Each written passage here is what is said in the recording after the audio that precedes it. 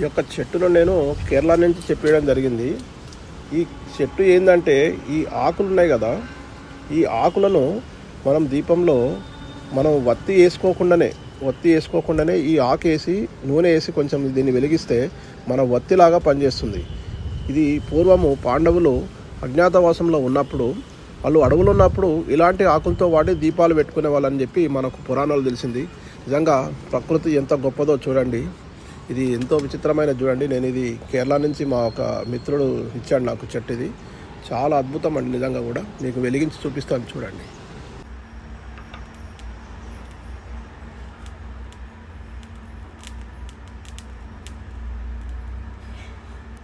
దేవత